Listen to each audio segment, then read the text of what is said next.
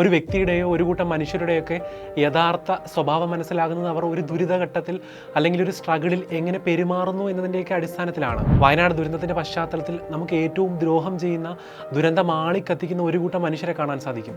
അതിൽ സംഘപരിവാർ നേതാക്കളും അവരുടെ അണികളും ഉൾപ്പെടെയുണ്ട്. ആഭ്യന്തരമന്ത്രി അമിത്ഷാ സംസ്ഥാനത്തെ കുറ്റപ്പെടുത്തുന്നത് മുതൽ അവരുടെ അണികൾ ദുരിതാശ്വാസ നിധിയിൽ പണം നൽകരുത് എന്ന് പറഞ്ഞ് ദുരന്തത്തെ ആഘോഷിക്കുന്നത് വരെ ഉൾപ്പെടുന്നുണ്ട്. ദുരിതാശ്വാസ നിധിക്കെതിരായ പ്രചരണത്തിൽ സംസ്ഥാനത്തിനുള്ളിൽ തന്നെ കേരള പോലീസിന് 14 FIRകളാണ് ചുമത്തേണ്ടി വന്നത്. 2018 നമുക്ക് നേരിട്ട മഹാപ്രളയത്തിൽ UAE ദുരിതാശ്വാസത്തിന് വാഗ്ദാനം നൽകിയ 700 കോടിയുടെ സഹായം നമുക്ക് ലഭിക്കാത്തതിന് പ്രധാന കാരണവും ഇതേ BJP സർക്കാരാണ്. ദുരന്തവേളയിൽ 100 കണക്കിന് മനുഷ്യർ മരിക്കുകയും 10 ലക്ഷത്തിലധികം മനുഷ്യർക്ക് ആദ്യഘട്ടത്തിൽ വീടും നാടും വിട്ടു പോകേണ്ട സാഹചര്യമൊക്കെ ഉണ്ടായപ്പോൾ കേരളം പണത്തിന് നട്ടം തിരിയുന്ന അവസ്ഥയുണ്ടായി. ഈ കാലത്ത് കേരളത്തിൻ്റെ ആവശ്യം തള്ളി ഇതേ കേന്ദ്ര സർക്കാർ 500 കോടി രൂപ മാത്രമാണെന്ന് നമുക്ക് നൽകിയത്. ഇന്ന് നമ്മൾ ചരിത്രത്തിൽ നേരിട്ടിട്ടില്ലാത്ത ദുരന്തത്തിൻ്റെ നടുവിൽ സാധിക്കുന്നതൊക്കെ ചെയ്തുകൊണ്ടിരിക്കുമ്പോൾ, പണമായും പിന്തുണയായും സഹായം ചോദിക്കുമ്പോൾ വലതുപക്ഷ പ്രൊഫൈലുകളും അണികളും സംഘടിതമായി കേരളത്തെ താറടിക്കുന്ന തിരക്കിലാണ്. BJPക്ക് വോട്ട് ചെയ്യാത്ത കേരളം കേന്ദ്ര സഹായം ചോദിക്കരുത് എന്നാണ്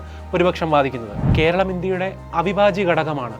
നമ്മുടെ നികുതി പണം ഇടതടവില്ലാതെ കേന്ദ്രത്തിൻ്റെ ഫണ്ടുകളിലേക്ക് പോകുന്നുണ്ട്.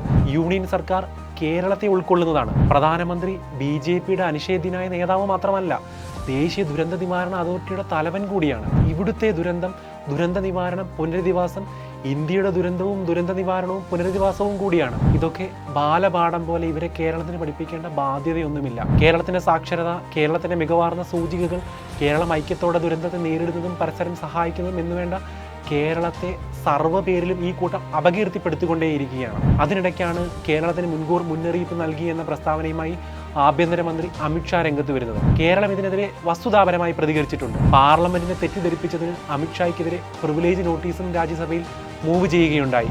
ദുരന്തമുണ്ടാകുമ്പോൾ സഹായിച്ചില്ലെങ്കിലും ഇടപെട്ടില്ലെങ്കിലും പിന്തുണ തന്നില്ലെങ്കിലും ദുരന്തത്തിനിടയിൽ വിഭാഗീയതയുണ്ടാക്കാതെ, സ്പർദ്ധ സൃഷ്ടിക്കാതെ സഹായിക്കുന്നവരെ തെറ്റിദ്ധരിപ്പിച്ച് മടക്കി അയക്കാതിരുന്നാൽ തന്നെ അതും ഒരു ദുരന്ത നിവാരണമാണ്.